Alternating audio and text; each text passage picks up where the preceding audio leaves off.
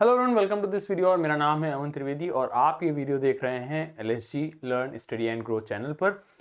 हम इस particular video में बात करने वाले हैं अपने SSC सीजल 2024 का जो हमारा एग्जाम हुआ है, उस एग्जाम के जितने भी टीयर 1 के पेपर्स हैं उन सारे पेपर्स को हम इस चैनल पर सॉल्व करने वाले हैं। उन सारे ही पेपर्स को एक एक करके एक एक वीडियो में हम डिस्कस करने वाले हैं। उस सीरीज का ये पहला वीडियो है जिसमें हम बात करने वाले हैं आपके सीजीएल 2021 के पेपर की। तो जो पहले दिन का पेपर है, जो पहले दिन का शिफ्ट 1 है, उसके विषय में आज के इस वीडियो में हम बात करने वाले हैं। Before we move ahead, I would like to inform you about my complete English course जो आपको मिलेगा LSG के एप्लीकेशन पर। तो एप्लीकेशन को आप डाउनलोड कर सकते हैं, लिंक आपको डिस्क्रिप्शन बॉक्स में मिल जाएगा। डिस्क्रिप्शन बॉक्स से आप LSG का ऐप डाउनलोड कर सकते हैं, वहां से आप इस कोर्स को ज्वाइन कर सकते हैं। वहां पर आपको इस कोर्स की फीस और सारी चीजें डिटेल्स मिल जाएंगी। ठीक है, ये आपका कंप्लीट इंग्लिश का कोर्स होगा जिसमें आपको रिकॉर्डेड क्लासेस अवेलेबल कराई जाएंगी, यानी कि रिकॉर्डेड वीडियोस के रूप में आपको ये कोर्स रहेगा जिसमें आप रिकॉर्ड क्लासेस के वीडियोस को देख सकते हैं। ठीक है, इसके अलावा ये कोर्स आपके सारे एग्जाम्स के लिए रिलेवेंट रहेगा। जैसे कि आप सीजीएल की तैयारी कर रहे हैं, CHSL, CPO, stenographer, junior Hindi translator, MTS, CDS या बैंकिंग एग्जाम्स की तैयारी अगर आप कर रहे हैं तो आप इस कोर्स में एनरोल कर सकते हैं। इसमें आपको रिकॉर्डेड वीडियोस मिलेंगी, प्री और मेंस दोनों के लिए ही आपको क्लासेस मिलेंगी, आपको क्लास नोट्स मिलेंगे, PDFs मिलेंगी, डाउट सेशंस आपके वीकली या जब भी नेसेसरी होंगे तब लिए जाएंगे। आप एक्सेस जो है डेस्कटॉप पे भी कर सकते हैं और मोबाइल पे भी कर सकते हैं। अगर आपको लैपटॉप में एक्सेस करना है तो thelsg.in वेबसाइट पर आपको जाना पड़ेगा और आप प्रैक्टिस सेशंस को भी आपको इस कोर्स में मिलेंगे। तो it will be a complete package for your English preparation. आप इसमें ज्वाइन कर सकते हैं, आपको इसका डिटेल्स डिस्क्रिप्शन बॉक्स में दिए गए एप्लीकेशन पर मिल जाएगा। इसके अलावा अगर आप कंप्लीट कोर्स चाहते हैं वोकैबुलरी का, जो कि word power made easy based होगा, तो आप उस कोर्स को भी ज्वाइन कर सकते हैं। उसका भी अवेलेबिलिटी आपको एप्लीकेशन पर करवा दी गई है, तो आप इसे भी एप्लीकेशन से जाकर देख सकते हैं और वहां से इसे ज्वाइन कर सकते हैं। आज के वीडियो में हम बात करने वाले हैं अपने 9/9/2024 यानी 9 सितंबर 2024 को जो पहली शिफ्ट हुई थी उस पेपर के विषय में हम बात करने वाले हैं। तो चलिए शुरू करते हैं अपने इस पेपर के बारे में। और पहला क्वेश्चन आपके सामने लिखा हुआ है। पहला क्वेश्चन आपसे कह रहा है, आपसे ईडियम का मीनिंग पूछ रहा है। लिखा है to have bigger fish to fry. ठीक है, to have bigger fish to fry ये ईडियम है, इसका मीनिंग आपसे ये पूछता है इस पर्टिकुलर वीडियो में। तो सिंपल सी चीज है, कह रहा है to have bigger fish to fry, मतलब क्या हुआ। आप देखो, मैंने आपको बताया है पहले भी, जो लोग मुझसे पढ़ते रहे हैं वो ये सब जानते हैं, ये बात जानते हैं कि अगर आपको कभी भी किसी भी ईडियम का मीनिंग निकालना है तो आप क्या करो, उसका ना एक अर्थ निकालने की कोशिश करो, उसका एक मीनिंग निकालने की कोशिश आप अपने एंड से करो और जो उसका मीनिंग आए उससे मिलता जुलता ही उसका अर्थ होगा। ईडियम का अर्थ कभी भी सीधा नहीं होगा। ठीक है, ईडियम का अर्थ कभी भी सीधा नहीं होगा। कहने का तात्पर्य यह है कि जैसे ये कह रहा है to have bigger fish to fry, तो इसका अर्थ कभी भी फिश या फिर फ्राई करने से रिलेटेड नहीं होगा, है ना। इसका अर्थ किससे रिलेटेड होगा? इसका अर्थ रिलेटेड होगा इससे, जो भावार्थ आ रहा होगा उससे संबंधित हो सकता है। मतलब आपके पास हैव यानी होना चाहिए बड़ी फिश फ्राई करने के लिए, यानी कि आपका कोई बड़ा स्वार्थ निहित होना। ऑप्शंस देखते हैं, to know different kinds of fishing techniques, जैसा मैंने कहा इसका मीनिंग फिश से रिलेटेड कभी नहीं होगा, तो यानी पहला ऑप्शन आप डिलीट कर सकते हो।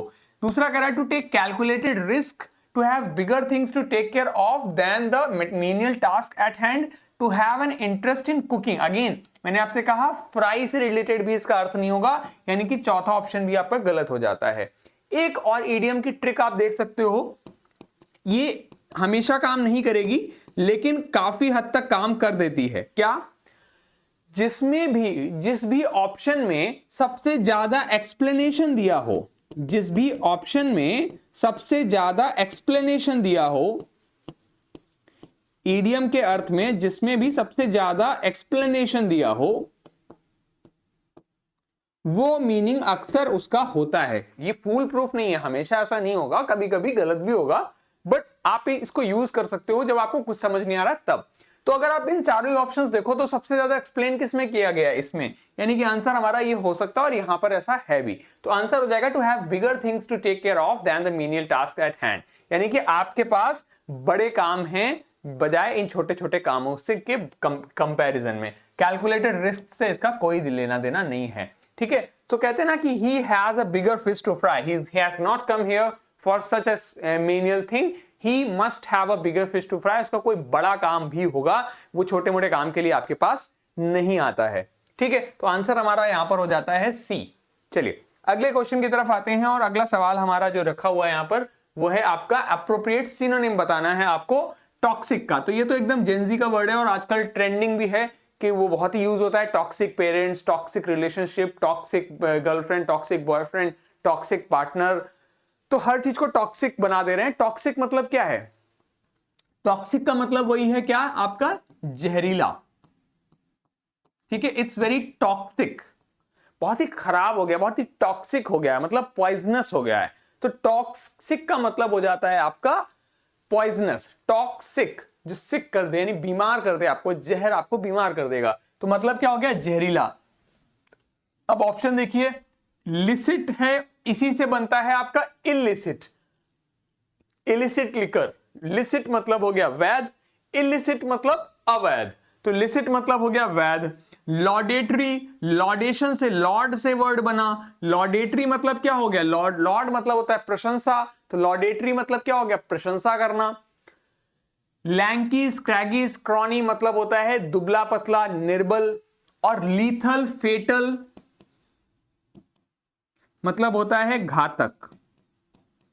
तो जहर कैसा होता है आपका घातक होता है, तो इसलिए इस सवाल का आंसर आपका क्या हो जाएगा simply lethal is the correct answer है। आंसर हो जाएगा आपका लीथल, ठीक है। बहुत कॉमन वर्ड है और लीथल भी अगर आपने किसी भी किताब से सिनोनिम्स याद किए होंगे तो आपको ये अब तक जरूर याद होगा। लीथल का मतलब होता है टॉक्सिक।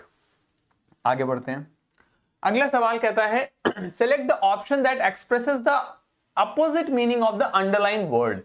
सो क्वेश्चन सेंटेंस लिखा है the explosive used is of my own formulation and I can vouch for its efficiency. अब देखो इसमें आपको इस वर्ड का ऑपोजिट बताना है, ठीक। हमेशा जब भी इस प्रकार का सवाल आए जहां पर आपको एक वाक्य दिया जाता है और उसमें वर्ड दिया है उसका आपको सिनोनिम या फिर एंटोनिम बताना है, तो आप हमेशा इस बात पर ध्यान दीजिए कि जो आंसर आप यहां मार्क करो वो इस सेंटेंस में भी फिट बैठना चाहिए। ऑपोजिट पूछ रहा है तो इसका मीनिंग ऑपोजिट करना चाहिए उसको, ठीक है। चलो कह रहा है जो एक्सप्लोसिव यूज किया जाता है, used is of my own formulation, यानी कि जो एक्सप्लोसिव यूज किया गया है वो मेरा खुद का फॉर्मुलेशन है।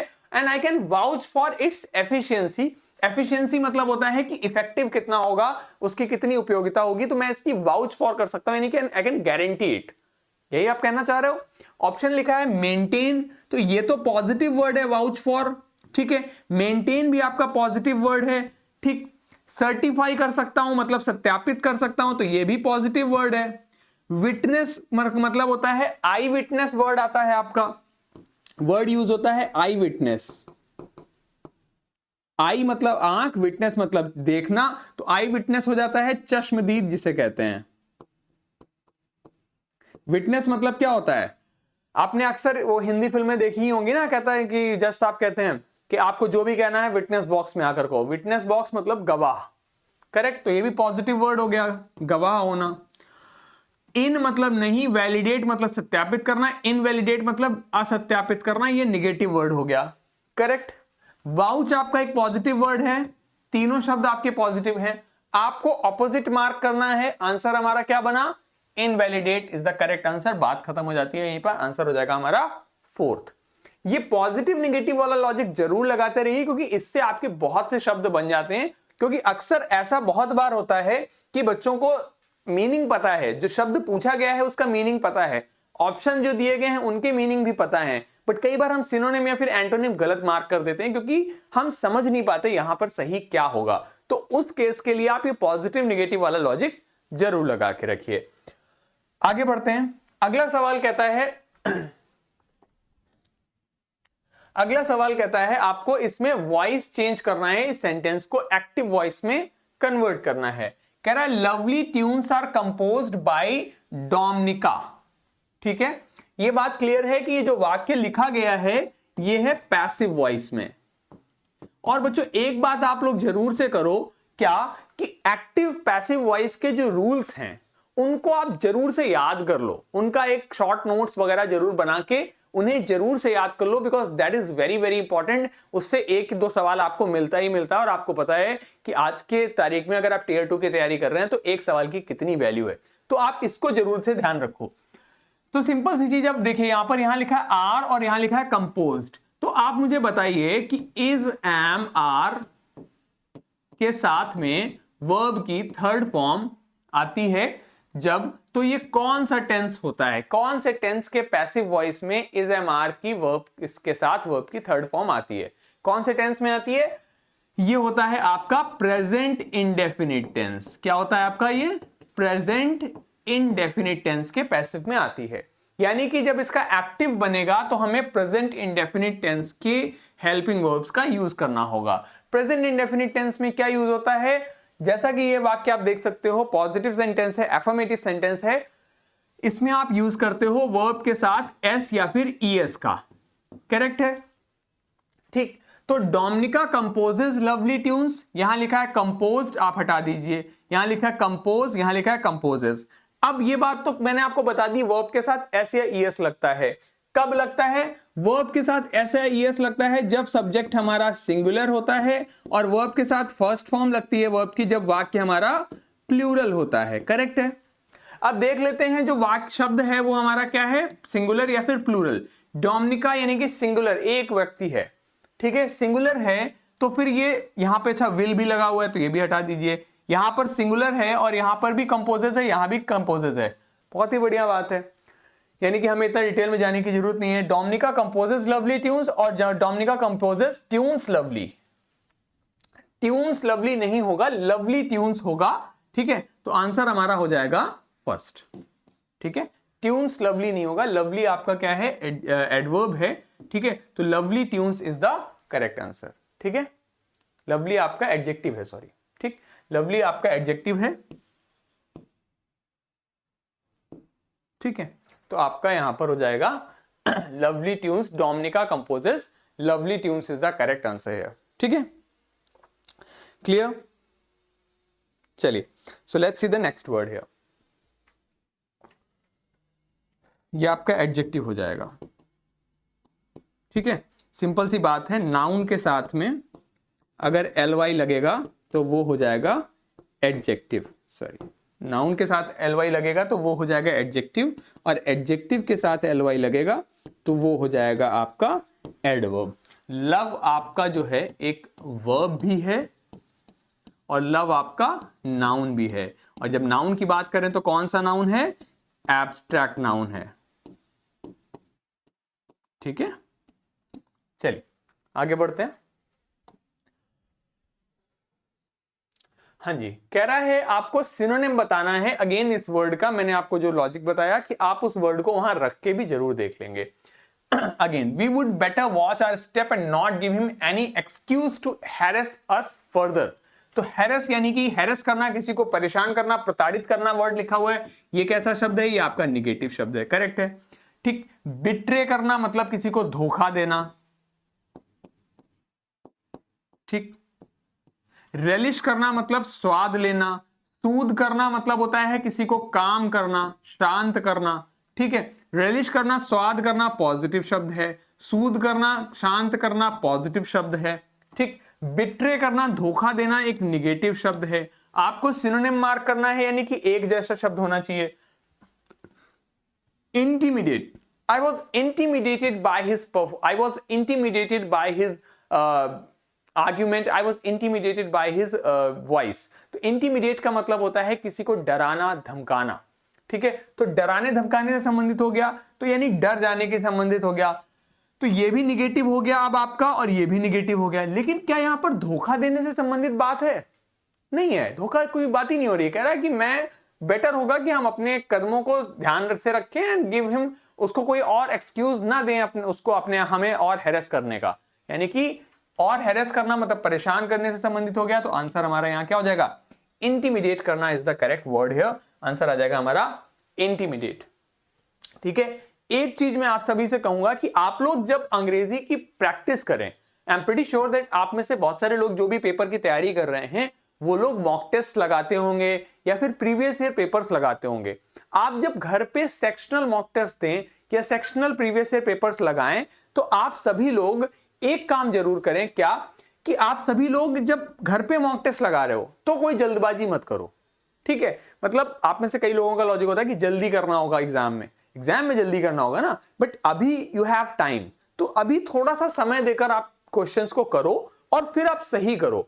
इनफ दिमाग लगाओ, थोड़ा दिमाग के घोड़े दौड़ाओ और फिर सही करो। क्योंकि एक बात सिंपल सी मैं आपको बताता हूं, अगर मैथ्स का सवाल आपके सामने आता है जिसमें वो आपसे पूछ रहा है 13 into 3 plus 6 divided by 2 into 5 divided by 10 equal to क्या होगा, और ऑप्शन में मान लीजिए जो भी चीजें वो दे रहा है, तो क्या आप में से कोई भी बिना इसको कैलकुलेट करे आंसर दे देगा?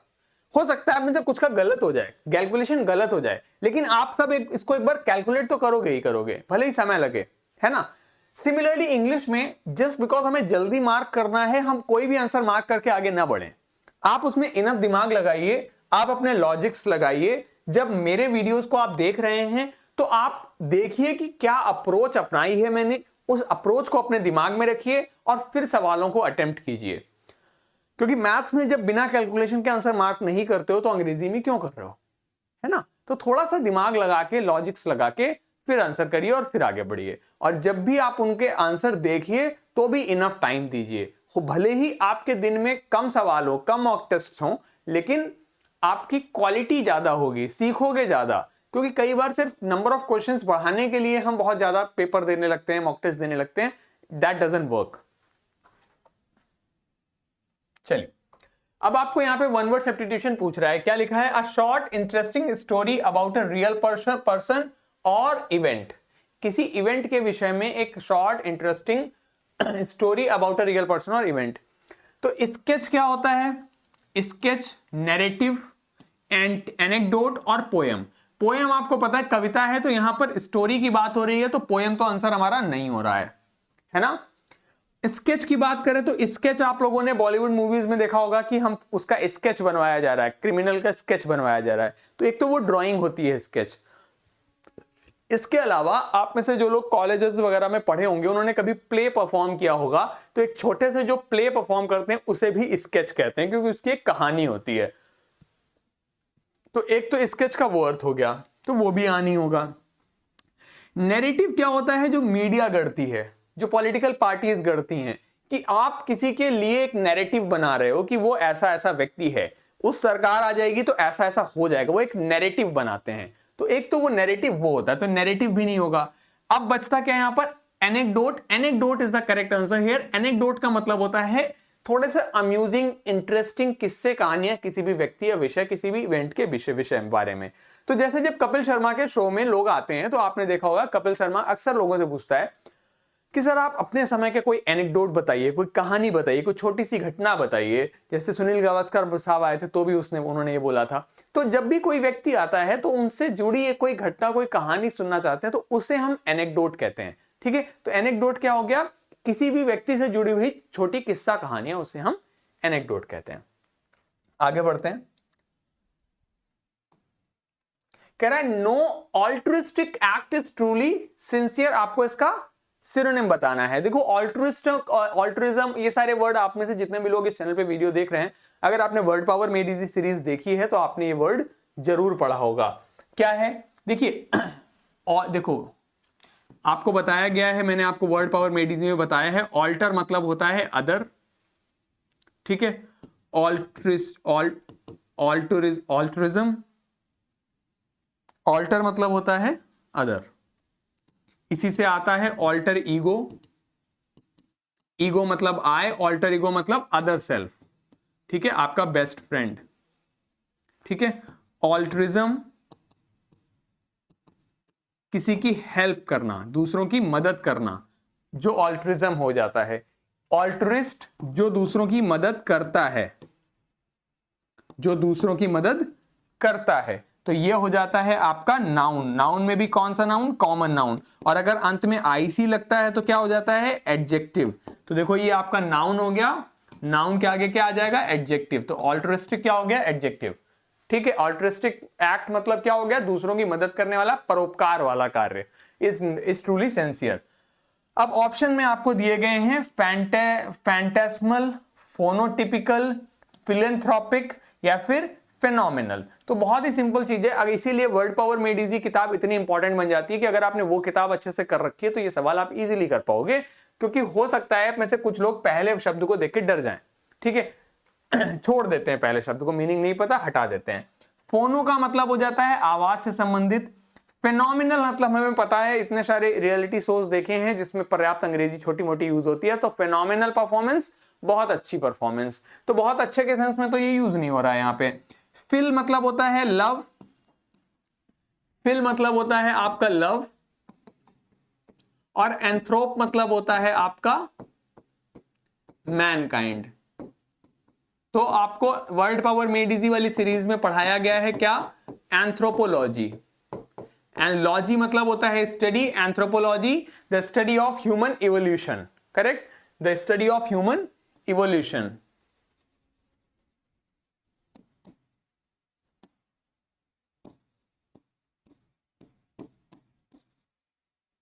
Study of human evolution is called anthropology. Correct. तो फिनोमिनल नहीं हुआ। अब फिल मतलब लव, एंथ्रोप मतलब मैनकाइंड, जो मानव जाति से प्रेम करता है, वो मानव जाति के कल्याण के लिए अतिरिक्त अच्छे कार्य भी करता रहता है। तो फिलैंथ्रोपी मतलब दान करना वगैरह, उसी सेंस से संबंधित हो गया। ऑल्ट्रिस्टिक भी क्या हुआ? दूसरों की मदद करना। दोनों एक ही अर्थ हो गए। आंसर हो गया हमारा थर्ड। ठीक है, so answer will be third. तो इसीलिए अगर आपने वर्ड पावर मेड इजी पढ़ रखी है तो इस तरीके के सवालों को करने में कोई समस्या नहीं आएगी। फैंटास्मल मतलब हो जाता है समथिंग इज अनरियल, इल्यूजरी और स्पेक्ट्रल। समथिंग जो बिल्कुल ही अनरियल है, कुछ बहुत अच्छा के सेंस में, या कुछ इल्यूजरी है उस सेंस में कह देते हैं। इसी प्रकार फोनोटिपिकल मतलब होता है, फोनो मतलब मैंने बताया साउंड। तो देखिए साउंड है इसके अर्थ में अ लेटर और symbol representing a sound is called phonotypical. ठीक है, चलिए आगे बढ़ते हैं। Let's see the next word. आपको करेक्टली स्पेल्ड वर्ड बताना है, तो इसीलिए जब भी ये शब्द आते हैं तो मैं आप सबसे कहता हूं कि ध्यान से स्पेलिंग को जरूर चेक करते रहिए। पहला वर्ड बहुत बहुत इंपॉर्टेंट है, बहुत ही जरूरी है। आपका कोनोसियर, कोनोसायर का मीनिंग बहुत बार आया है, बहुत बार इसकी स्पेलिंग करेक्ट पूछी गई है, करेक्शन, जो इसलिए यहां पर ये बहुत इंपॉर्टेंट बन जाता है। तो ये सही लिखा हुआ है। एम्बेरस की स्पेलिंग भी सही लिखी हुई है। ब्यूरोक्रेसी, ब्यूरोक्रेसी की भी स्पेलिंग सही लिखी हुई है। रेलेवेंट की स्पेलिंग में, रेलेवेंट में यहां पर ए आ जाएगा। ठीक है, रेलेवेंट, रेलेवेंट हो जाता है आपका रेलेवेंट की स्पेलिंग में। बाकी स्पेलिंग्स यहां सही लिखी हुई है। स्पेलिंग जब भी आप देखिए स्पेलिंग करेक्शन में, तो आप जरूर ध्यान दीजिए कि आप जब पढ़ते हैं तो उनके स्पेलिंग्स पे जरूर ध्यान दीजिए। वर्ड आपको दूर से दिख जाते हैं। कोनोसायर की स्पेलिंग सिंपली याद करना, कोनो आई सीवर, ऐसे याद कर लो। प्रोनाउंसिएशन ये नहीं है, बट अपने लिए याद कर लो कि ये हो सकता है। या फिर रिटर्न में याद कर लो, CONNOISSEUR, याद कर लीजिए, क्योंकि बहुत बार आते हैं ये सारे शब्द। अगर आप प्रीवियस उठा के देख लो, मल्टीपल टाइम सेम शब्द की स्पेलिंग पूछी गई है। ठीक है, कह रहा है आपको अप्रोप्रिएट वर्ड भरना है। Vinod had a dash escape in the car accident. तो ये क्या है आपका? इडियम है। कौन सा होता है? कौन सा एस्केप? वाइड एस्केप नहीं होता है, कंफर्टेबल एस्केप नहीं होता है, क्या होता है? नैरो एस्केप, बाल बाल बचना। नैरो एस्केप मतलब बाल बाल बचना। सो the answer is second, Vinod had a narrow escape in the car accident. तो सेकंड आपका आंसर हो जाएगा, Vinod had a narrow escape in the car accident. अगला कह रहा है she is proficient in speaking many languages. आपको इसका वन वर्ड सब्स्टिट्यूशन बताना है, यानी कि कोई ऐसा व्यक्ति जो बहुत सारी भाषाएं बोल सकता है। तो देखिए मोनो मतलब होता है एक, ठीक। लिथिक मतलब होता है पत्थर से, तो मोनोलिथिक, एक पत्थर की पूजा कर रहा है, दैट इज मोनोलिथिक हो गया। बाई मतलब होता है दो, तो ये हो गया एक, ये हो गया दो, ठीक। हेट्रो मतलब होता है डिफरेंट। होमो मतलब एक जैसा, हेट्रो मतलब डिफरेंट। जैसे दो वर्ड आपके, बहुत सिंपल सी चीजें, इससे याद रखिए। एक होता है होमोजीनियस मिक्सचर, होमोजीनियस मिक्सचर, और एक होता है हेट्रोजीनियस मिक्सचर। तो होमोजीनियस मतलब समांगी मिश्रण, जिसमें एक जैसी चीजें मिलाई जाए। हेट्रोजीनियस मतलब विषमांगी मिश्रण, जिसमें एक जैसी चीजें नहीं मिलाई जाती हैं, ठीक। इसके अलावा आजकल होमोसेक्सुअल हेट्रोसेक्सुअल भी बहुत कॉमनली यूज किया जाता है। तो होमोसेक्सुअल जो एक जैसे सेक्स के लोग आपस में रिलेशन बनाते हैं, दैट इज होमोसेक्सुअल। तो हेट्रो मतलब डिफरेंट हो गया। हेट्रो लिंग्विस्टिक यानी कि लिंगुआ लिंगुआ लिंगुआ वर्ड जहां भी आएगा that will be related to language. Again word power made is very very important book, ठीक है। सो अगर आप कोर्स परचेज करना चाहते हैं वर्ड पावर वाला तो आप कर सकते हैं। तो लिंगुआ मतलब लैंग्वेज, लिंग्विस्टिक आईसी लगेगा मतलब एडजेक्टिव, ठीक है। और लिंग्विस्टिक मतलब लैंग्वेज, हेट्रो मतलब डिफरेंट, डिफरेंट लैंग्वेजेस। यहां पे मैनी लैंग्वेजेस की बात हुई है। मोनो मतलब एक, बाई मतलब दो, मल्टी मतलब many. So the answer is multilingual, ठीक है। So heterolinguistic describes the variety of discourses and linguistic forms in the social world. It describes the variety, अलग अलग तरीके की लैंग्वेजेस की बात करता है। लेकिन मल्टी मतलब कई सारी भाषाओं को बोल लेने वाला।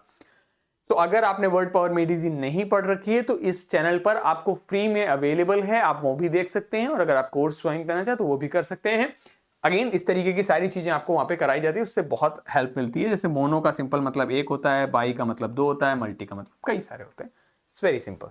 आगे बढ़ते हैं। फ्री में करवा रखी है चैनल पर, तो those who don't want to join आप फ्री पे भी कर देख सकते हो। Unit of weight for precious stones, ठीक है।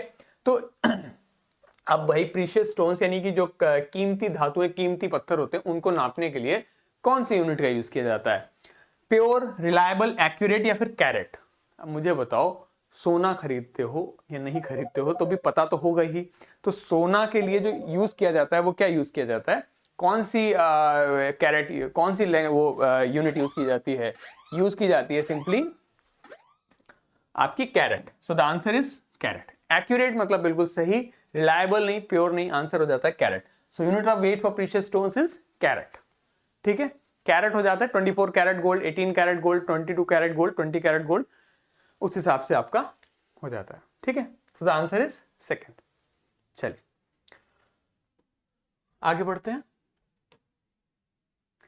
My brother performed extremely good in the class test held yesterday. आपको इसमें ग्रामेटिकल एरर बतानी है। जब कभी भी ग्रामेटिकल एरर का क्वेश्चन आता है, आपको अगर वाक्य में yesterday दिखा है, अगर आपको वाक्य में कभी भी yesterday, अगर आपको वाक्य में कभी भी yesterday, ago, now, sorry, not ago,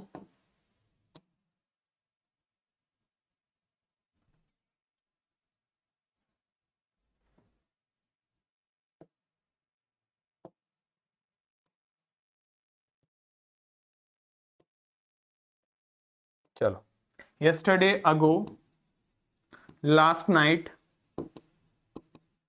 last year, last day, last week, इस तरीके की कुछ भी चीजें आती हैं तो आप वाक्य में कौन सा टेंस यूज करोगे? पास्ट इंडेफिनिट, करेक्ट, ठीक। तो ये जब भी आपको सेंटेंस में यस्टरडे वगैरह दिख जाए, आप तुरंत ही ये चेक करने लग जाओ कि क्या इसमें सही टेंस यूज हुआ है कि नहीं। आपने देखा यस्टरडे माय ब्रदर परफॉर्म्ड यानी सेकंड फॉर्म, क्या इसमें कोई और हेल्पिंग वर्ब आई? नहीं आई, यानी कि बिल्कुल परफेक्ट है।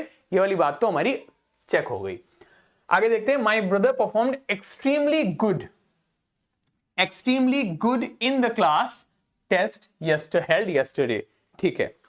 कहां किया? इन द क्लास, यानी इन हो गया प्रीपोजिशन, कहां बता रहा है? ये आपको लोकेशन बता रहा है, क्लास टेस्ट में किया, करेक्ट हो गया। गुड आपका क्या हो गया? एडजेक्टिव हो गया। Extremely, extremely, extreme, in extreme cases हम ऐसा करते हैं। एक्सट्रीम केसेस, केसेस मतलब नाउन, एक्सट्रीम मतलब नाउन के पहले लगा एक्सट्रीम यानी एडजेक्टिव, एडजेक्टिव में एल वाई लगेगा तो क्या बनेगा? एडवर्ब, यानी एक्सट्रीमली क्या हो गया बच्चों? एडवर्ब। देखो मैं क्या बताना चाह रहा हूं, ये कहना चाह रहा हूं कि दिमाग में जैसे नहीं पता लग रहा है ना एक्सट्रीम क्या है, एडजेक्टिव एडवर्ब है, नाउन है क्या, नहीं पता लग रहा, कोई एग्जांपल याद कर लो। एक्सट्रीम केसेस में ऐसा करते हैं। केसेस यानी प्लूरल बना यानी नाउन हुआ, नाउन के पहले एक्सट्रीम लगा यानी कि एडजेक्टिव हुआ, एडजेक्टिव में एलवाई लगा तो एडवर्ब बन गया, यानी कि एक्सट्रीमली हो गया हमारा एडवर्ब। अब ये बात तो ठीक है कि एडजेक्टिव एडवर्ब एडजेक्टिव को क्वालिफाई कर सकती है, that's not a problem, but good ये किसको क्वालिफाई कर रहा है? क्योंकि ये तो एडजेक्टिव है और एडजेक्टिव किसी नाउन को क्वालिफाई करेगा। तो एडजेक्टिव दो तरीके से नाउन को क्वालिफाई कर सकता है, या तो उसके तुरंत आगे लग के, या फिर ऑब्जेक्टिव केस की तरह से कर सकता है, प्रेडिक्टिव एडजेक्टिव कहते हैं। So my brother performed extremely good in the class, ये गुड किसके लिए हुआ है? परफॉर्मेंस कैसी थी? गुड थी। परफॉर्मेंस क्या है? नाउन। लेकिन परफॉर्म क्या है? वर्ब। यानी वर्ब को क्वालिफाई करना चाह रहे हो किससे? एडजेक्टिव से। That's not happening. तो आंसर क्या हो जाएगा यहां पर? गुड की जगह आ जाएगा well. So the answer is second here, my brother performed extremely well in the class test held yesterday. तो ये जो क्वेश्चन आपको मिला है, ये मिला है आपको एडवर्ब चैप्टर से। And it's a very good question. मतलब अच्छा इसलिए है कि थोड़ा सा अच्छा रूल यूज किया है, अच्छा क्वेश्चन पूछा है, बिल्कुल बेसिक नहीं पूछ दिया है। इट्स वेरी गुड एंड ठीक ठाक क्वेश्चन था। आई थिंक ज्यादातर लोगों ने सही कर भी लिया होगा। अगले सवाल पर आते हैं। स्पाई फैमिली इज आपको इसमें वन वर्ड सब्स्टिट्यूशन करना है। Spy family is a graphic novel that is a narrative work in which the story is conveyed to the reader using uninterrupted art in a traditional comics format. So अब आपको इसमें appropriate, अच्छा ये उसे कहते हैं सब्स्टिट्यूट करना है। जैसे अगर ग्रामेटिकल है, इसको आपको इसमें से सब्स्टिट्यूट करना है। किससे कर सकते हैं? Uninterrupted art in a traditional comics. तो existential art, sequential art, sedimental, longitudinal. तो लॉन्गिट्यूडनल, लॉन्गिट्यूड और वर्ड आपने कहां सुना है? आपने सुना होगा लॉन्गिट्यूड, लॉन्गी मतलब लंबा, लॉन्गिट्यूडनल, लॉन्गिट्यूड्स और लैटिट्यूड्स, अक्षांश और देशांतरी रेखाओं में सुना है। तो लॉन्गिट्यूड मतलब लंबे से हो गया, यानी कि इसका अनइंटरप्शन से लेना देना कुछ नहीं हुआ। इंटरप्शन मतलब रुकावट, अनइंटरप्टेड मतलब बिना रुके हुए। ठीक। सेडिमेंटल आर्ट, सेडिमेंटल मतलब होता है सेडिमेंट होना, मतलब ठहर जाना, ठहराव होना। एग्जिस्टेंशियल मतलब एग्जिस्ट करना, और सिक्वेंशियल मतलब सीक्वेंस में होना। तो इनमें से ऐसा कौन सा शब्द है which is nearest to the uninterrupted? Uninterrupted मतलब क्या होता है? बिना रुके हुए। और बिना रुके हुए क्या चीज होती है? सीक्वेंस में होती है। इसलिए आंसर हमारा क्या हो जाएगा? सिक्वेंशियल। एग्जिस्टेंशियल मतलब एग्जिस्ट कर रहा है, एग्जिस्ट है, इससे कोई लेना देना नहीं है। सेडिमेंटल मतलब ठहरना, ये भी नहीं होगा। Answer is sequential art in a traditional comics format. ठीक है। लॉजिक के साथ में करने का, सिंपल मीनिंग निकाल के करने का हो जाएगा। ठीक। और जल्दबाजी नहीं करने का। A person who likes to argue about anything, उसे हम क्या कहते हैं? जो आर्ग्यू करना पसंद करता है। कावर्ड मतलब कायर। रेटिसेंट मतलब क्या होता है? कावर्ड मतलब हो गया कायर। रेटिसेंट मतलब क्या होता है? जो कम बोलता है। रेटिसेंट का ऑपोजिट क्या होता है? Garrulous, talkative, voluble. ठीक है। रेटिसेंट मतलब जो कम बोलता है। विरेशियस मतलब होता है आपका विरेशियस ईटर, या विरेशियस मतलब हो जाता है आपका लालची से संबंधित हो जाता है। जो लालची है उसे हम कह देते हैं विरेशियस। ठीक है। सो विरेशियस आपका क्या हो जाता है? विरेशियस सॉरी एवेरिशियस आपका लालची से रिलेटेड होता है। एवरिस जो है वो आपका लालच से संबंधित है। एवरिशियस उसे कह देते हैं। वेरेशियस ये आपका था ओयूएस क्या है आपका? एडजेक्टिव। एंड ये वर्ड आया है आपका वेरिटी से। वेरिटी मतलब तथ्यात्मकता चेक करना, सत्यता चेक करना। तो वेरेशियस हो जाता है जो आपका सच बोलता है, स्पीकिंग ट्रूथ।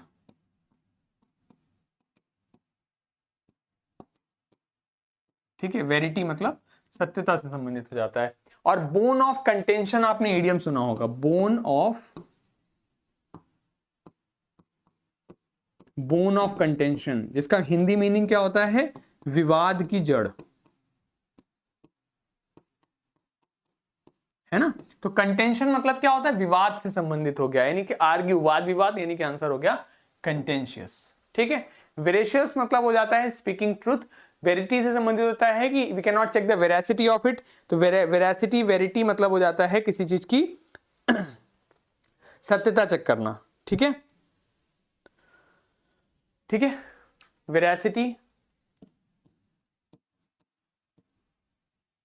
सत्यता चेक करना। ठीक। चलो नेक्स्ट कह रहा है आपका वॉइस चेंज करना है आपको। Ishika saw the tiger in the forest. आपने यूज किया है सॉ, दैट इज वर्ब की सेकेंड फॉर्म। वर्ब की सेकेंड फॉर्म किस टेंस में यूज होती है बच्चों? पास्ट इंडेफिनिट टेंस में। पास्ट इंडेफिनिट टेंस का पैसिव बनता है तो क्या आता है बच्चों? तब आता है आपका वॉज या फिर वर के साथ में वर्ब की थर्ड फॉर्म। करेक्ट है। ऑप्शन देखिए, यहां सीज लिखा हुआ है, बाहर कर दीजिए। यहां पर कुछ सॉ लिखा हुआ है, बाहर कर दीजिए। was seen, very good. The tiger was seen by Ishika in the forest, in Ishika. भैया किसने देखा? इशिका ने देखा ना, तो बाय इशिका होगा, बाय द फॉरेस्ट नहीं होगा। आंसर हो जाएगा हमारा सेकंड। इसमें कुछ भी डिफिकल्ट नहीं था। ठीक है, क्लियर है यहां तक? कोई दिक्कत इसमें? सिंपल है यहां तक की बात। चलिए आगे बढ़ते हैं। Question number 16। Fatal, fatal word नहीं, लीथल वर्ड आया था पहले क्वेश्चन में, तो फेटल, लीथल,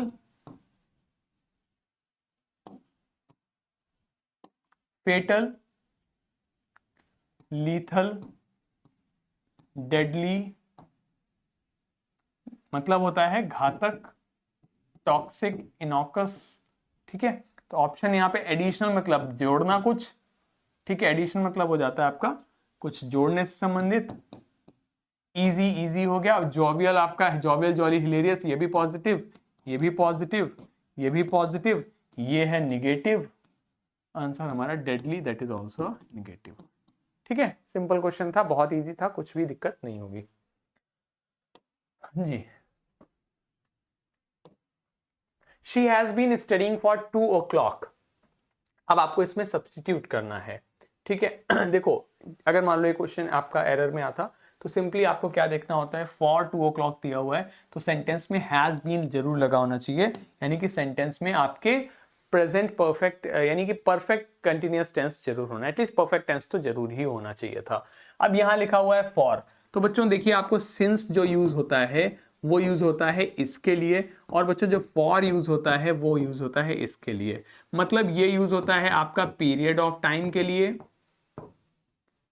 ठीक है, और ये यूज होता है आपका पॉइंट ऑफ टाइम के लिए। सिंपल सी बात है, मैं 4 किलोमीटर चल के आया और मैं कानपुर से आया, दोनों में अंतर है ना। कानपुर में मैंने एक पॉइंट बता दिया, किलोमीटर में मैंने आपको सिर्फ डिस्टेंस बताई, सेम चीज है, उल्टा बता दिया मैंने आपको। लेकिन ये हो जाएगा आपका फॉर, ये हो जाएगा आपका सिंस। ठीक है, उल्टा लिख दिया था वो। तो फॉर आपका हो जाता है पीरियड ऑफ टाइम के लिए, अगर मैं 4 घंटे से पढ़ रहा हूं तो फॉर हो जाएगा, और मैं 4 बजे से पढ़ रहा हूं तो सिंस हो जाएगा। सिंपल सी बात है। 2 o'clock से पढ़ रहा है यानी कि एक पर्टिकुलर टाइम से पढ़ रहा है, पर्टिकुलर समय से पढ़ रहा है, यानी कि क्या आना चाहिए यहां पर, सिंस आना चाहिए। ना फ्रॉम आएगा, ना फॉर आएगा, ना सी आएगा। आंसर हो जाएगा हमारा third, studying since 2 o'clock will be the correct answer है। ठीक, तो ये बात जरूर से ध्यान रख लीजिए, सिंस यूज होता है पॉइंट ऑफ टाइम के लिए, फॉर यूज होता है पीरियड ऑफ टाइम के लिए। Mr. Abhilash and his family have received no information about the incident। Mister Abhilash एक व्यक्ति है, हिज फैमिली दूसरा व्यक्ति हो गया, तो दोनों मिलके ज्यादा हो गए तो प्लूरल आ गया, दैट्स वेरी गुड। हैव के साथ वर्ब की थर्ड फॉर्म आ गई, that's also very good. No use हुआ है तो नो के साथ में इन्होंने इंफॉर्मेशन यूज कर दिया है। इंफॉर्मेशन आपका कैसा नाउन है, इंफॉर्मेशन आपका अनकाउंटेबल नाउन है जिसका प्लूरल नहीं बनता है। नाउन चैप्टर में मैंने ये बहुत ही आपको अच्छे से पढ़ाया हुआ है। तो ये कैसा है बच्चों, ये अनकाउंटेबल है। अगर ये अनकाउंटेबल है तो इसका प्लूरल नहीं बनेगा, और अगर प्लूरल नहीं बनेगा तो एरर आपका थर्ड पार्ट में हो जाएगा। सिंपल सी बात है, आप नो इंफॉर्मेशन का प्रयोग नहीं कर सकते हैं। आगे बढ़ते हैं। कह रहा है इनुएंडो, इट्स अ वर्ड जिसका आपको सिनोनिम पूछना है। तो ये पहला सवाल मुझे अभी तक ऐसा लगा है जो थोड़ा सा डिफिकल्ट हो सकता था, इवन दो अगर आपने पर्याप्त अंग्रेजी मूवीज देख रखी हैं तो आप इसका मीनिंग भी कर लेंगे, इसका मीनिंग भी आप बता सकते हैं, समझ सकते हैं, क्योंकि इसमें भी कुछ ऐसा नहीं है जो बहुत ही अलग हो। यानी कि अगर आपने मूवीज देख रखी हैं, अगर आपने वर्ड वोकैबुलरी याद कर रखी है तो आप इसको इजीली कर सकते हैं। ठीक है, तो इनुएंडो का मतलब कैसे, अक्सर आप मूवीज में नो इनुएंडो इंटेंडेड। ठीक है, तो प्रोज क्या होता है आपका, गद्य या पद, पोएट्री। प्रोज मतलब आपका, प्रोज आपका जो गद्य पद में होता है उसे कहते हैं पोएट्री, कविता। क्रूड मतलब असभ्य, रैग्ड मतलब जो घिसा हुआ है, रगड़ा हुआ है एक तरीके से, और इंसिनुएशन, इंसिनुएशन आंसर सिंपली यहां पर हो जाएगा आपका इंसिनुएशन ही, क्योंकि इसका अर्थ होता है इनडायरेक्ट और कोवर्ट सजेशन और hint, specially of a derogatory nature, यानी किसी को नीचा दिखाने के पॉइंट ऑफ व्यू से कोई बात कहना, उसे इंसिनुएशन या फिर इन्वेंडो दोनों कहते हैं। तो आंसर यहां पर हमारा फोर्थ हो जाता है, दैट इज इनुएंडो। इनुएंडो मतलब कोई एक इनडायरेक्ट रिमार्क, जैसे कई बार हम बहुत फेमस क्रिकेटर के लिए एक किसी खाने वाली डिश का प्रयोग कर देते हैं, ठीक है, मुंबई के एक खाने वाली किसी डिश का प्रयोग हम एक बहुत ही फेमस और बहुत ही रेस्पेक्टेबल और बहुत ही अच्छे क्रिकेटर के लिए कर देते हैं, जो कि नहीं करना चाहिए बट करते हैं कई बार ऐसा लोग, या कई बार रेसिस्ट रिमार्क किसी के लिए बोल देते हैं। तो ये जो चीजें हैं इसे इनुएंडो कहा जा सकता है, ठीक है। तो इनुएंडो आपका हो जाता है इंसिनुएशन एंड इनडायरेक्ट और कोवर्ट सजेशन और hint specially of a derogatory nature. For example, आप जैसे 3 इडियट्स मूवी में जो उसमें कैरेक्टर होता है जो डीन का, जो बोमन ईरानी प्ले करते हैं, उनको वायरस कहते हैं। तो वो क्या है, इनुएंडो एक तरीके से डिस्पैरेजिंग रिमार्क है अगेंस्ट हिम, वीरू सहस्त्रबुद्धि को वायरस करके उन्होंने। After the recapture of Tololing and the adjacent evacuating the enemy from this well fortified position became a priority। आपको इसमें से इनकरेक्टली स्पेल्ड वर्ड बताना है कि रिकैप्चर मतलब दोबारा से पा लेना, इवैक्टिंग नहीं होता है, सही वर्ड होता है इवैक्यूएट करना। तो इवैक्यूएटिंग कहना चाह रहा है वो, तो इवैक्यूएट करना मतलब खाली कराना। तो evacuating the enemy from this well fortified, एक अच्छी मतलब जगह से इवैक्यूएट करना, खाली कराना। तो वर्ड जो है हमारा बी है, आंसर हो जाएगा हमारा पहला, ठीक है। So first is the correct word. After the recapture of Tololing and the adjacent features, evacuating the enemy from this well fortified position became a priority। ये आपका क्लोज टेस्ट है। तो कई बार इस तरीके की चीज़ें लोगों ने CHSL में प्रेडिक्ट की थी कि उन्होंने पैराजंबल नहीं पूछा या क्लोज टेस्ट नहीं पूछा या वॉइस नहीं पूछा तो आगे नहीं पूछेंगे। देखो बेटा, सिलेबस में तुम्हारे सब है, वो SSC का मन करेगा पूछ लेगा, मन करेगा नहीं पूछेगा, तुमसे पूछ के नहीं पूछेगा कि मैं पूछूं या नहीं पूछूं। तो आपको सब तैयार करते हुए चलना है। आप देख सकते हो आपके सामने क्लोज टेस्ट है, वॉइस के 2 सवाल भी है, पैराजंबल इसमें नहीं है, वो हो सकता है आपको Tier 2 में पूछ ले, क्योंकि वहां पे क्वेश्चंस पूछने की जगह ज्यादा रहती है, ठीक है। एक बार आप इसको पढ़ लीजिए, वीडियो को पॉज करके फिर हम इसको अटेम्प्ट करते हैं। चलिए, क्या कह रहा है, this is a saying that coming events cast their shadows before dash, it is not universally true. अब देखिए इस बात को ध्यान से समझिए, कहता है कि यह सत्य है कि जो आने वाले इवेंट्स हैं वो अपनी परछाई पहले से ही छोड़ते हैं। यह सत्य है कि जो आने वाले इवेंट्स हैं वो अपनी परछाई पहले से ही छोड़ते हैं। फिर दूसरे वाक्य में कहता है it is not universally true. मतलब पहले वाक्य में तो वो कहता, एक बात उसने कही कि भैया जो होने वाला होता है उसकी बात थोड़े दिन पहले से पता लग जाती है। दूसरे में कहता है ऐसा हमेशा जरूरी नहीं है, यानी कि अपनी ही बात को वो कॉन्ट्रडिक्ट कर रहा है ना। यानी कि यहां पर आपको 4 ऑप्शन दिए हैं, आपको इसमें से प्रीपोजिशन लगाना है। कौन सा लगाओगे जो कॉन्ट्रडिक्टरी नेचर का होगा। जैसे कि देयरफॉर है, तो देयरफॉर मतलब कब लगाते हो, देयरफॉर आप तब लिखते हो कि जब आप कुछ कंक्लूड करते हो, जब आप कुछ आप अपने आप से कुछ अर्थ निकालते हो, तब आप लगाते हो देयरफॉर। कि राम और श्याम दोनों एक ही गांव से आते हैं, देयरफॉर हो सकता है कि वो भाई हों, हमने कंक्लूड कर रहे हैं हम, राइट। लेकिन यहां पर वो कंक्लूजन वाली बात तो है नहीं, ठीक। फर्दरमोर कब बताते हैं, furthermore I would like to tell you that कि Ram and Shyam are also of the same caste. जब मैं सिमिलर तरीके की जानकारी आगे दे रहा हूं, इसी क्रम में यह भी सूचित किया जाता है, तो आप फर्दर कोई जानकारी देना चाहते हो तब आप लगाते हो। एंड मोर ओवर भी आप उसी सेंस में लगाते हो। कॉन्ट्रडिक्टरी वर्ड यहां पर एक ही है, जो कि है हाउएवर, कि कहते ना मैं तुम्हें बहुत पसंद करता हूं, हाउएवर, फिर आप उसके अगेंस्ट कुछ बात कहोगे। तो सिंपल सी चीज है, हाउएवर मतलब आपकी बात को, अपनी ही बात को कॉन्ट्रडिक्ट करने के लिए यूज कर सकते हैं, इसलिए यहां पर आंसर हो जाएगा हमारा हाउएवर सिंपली, ठीक है। आगे कह रहा है कि इट इज अगेन, वहां पर अपने आप को कॉन्ट्रडिक्ट कर दिया। आगे कहता है something can happen with in a second and one may not dash it, ठीक है। अब देखो कह रहा है कि कुछ 1 सेकेंड के अंदर हो सकता है और one may not dash it. अब यहां पर क्या होगा, क्योंकि पहले वाक्य में तो वो ये कह रहा था कि जो होने वाला होता है उसके विषय में पता लग जाता है, फिर दूसरे में अपने आप को कॉन्ट्रडिक्ट कर दिया। अब कह रहा है कि कुछ भी चीज 1 सेकंड में हो सकती है, वन में नॉट डैश इट, यानी कि वन में नॉट प्रिडिक्ट, पता नहीं चल सकता है, ठीक है।